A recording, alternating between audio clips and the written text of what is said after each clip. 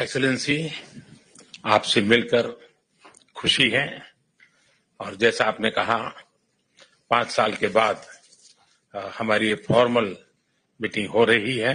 तो आपने शायद सुना ही होगा, अब फिर से इंडिया और चाइना साथ में आ रहे हैं। तो इस पार्टनरशिप से दोनों देशों को क्या फायदा होगा, इससे क्या असर पड़ेगा दोनों की इकोनॉमिक ग्रोथ पर, ग्लोबल इन्फ्लुएंस पर और एशिया की स्टेबिलिटी पर, और इससे क्या ये इंडिया और यूएसए की क्लोज रिलेशनशिप पर भी असर पड़ेगा, या फिर क्या ये इंडिया यूएसए अलायंस का अंत हो रहा है। तो आइए हम इस टॉपिक पर बात करते हैं।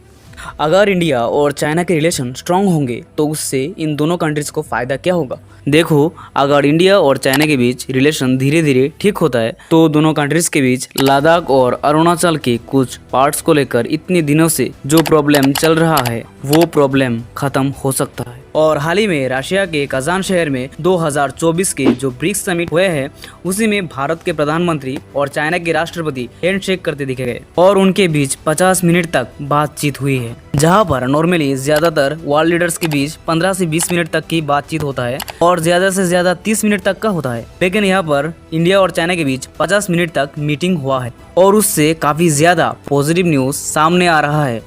यहाँ पर आप शायद देख ही पाएंगे रशिया के प्रेसिडेंट व्लादिमीर पुतिन ने कैसे एक बहुत ही अच्छा कार्ड खेल दिया है इंडिया और चाइना को एक ही मंच पे आपस में लाकर, और इससे ब्रिक्स कंट्रीज का स्ट्रॉन्ग होने की मैसेज पूरी दुनिया को जाएगा और इससे ब्रिक्स कंट्रीज का डी डॉलराइजेशन यानी कि डॉलर की यूज को छोड़ने का मैसेज भी स्ट्रॉन्ग होगा।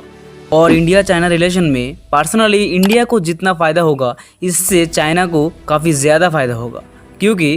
इंडिया और चाइना की ट्रेड में चाइना को ही ज़्यादा फायदा होता है और साथ में इंडिया का इकोनॉमी दुनिया का सबसे ज़्यादा फास्टेस्ट ग्रोइंग इकोनॉमी है और चाइना इंडिया के मार्केट में इन्वेस्ट करके काफ़ी ज़्यादा पैसा कमा सकता है। और साथ में एक और पॉइंट ऑफ व्यू है कि इंडिया और चाइना रिलेशन बेटर होगा तो इंडो स्पेसिफिक रीजन में काफ़ी शांति आएगी, ये हम आशा कर सकते हैं और इससे इंडिया को भी वेस्टर्न कंट्रीज पर ज़्यादा निर्भर रहना नहीं पड़ेगा। लेकिन यहाँ पर अगर आप सोच रहे हो कि इससे इंडिया और यूएसए की रिलेशन ख़त्म हो सकता है, तो मैं आपको ये बता दूं कि हाल ही में कनाडा और इंडिया के बीच जो टकराव देखा गया पन्नों केस को लेकर, इसमें यूएसए ने भी इंडिया को काफ़ी कुछ इनडायरेक्टली बोला था। हो सकता है यूएसए और इंडिया की रिलेशन में थोड़ा टेंशन इससे देखा जा सकता है, लेकिन चाइना के आने से यूएसए के साथ एकदम रिलेशन ख़त्म नहीं होगा, क्योंकि यूएसए के साथ इंडिया का काफ़ी अच्छा ट्रेड है और इससे इंडिया को ही फायदा होता है। और इसी के साथ क्वाड और वेरियस ग्रुप में भी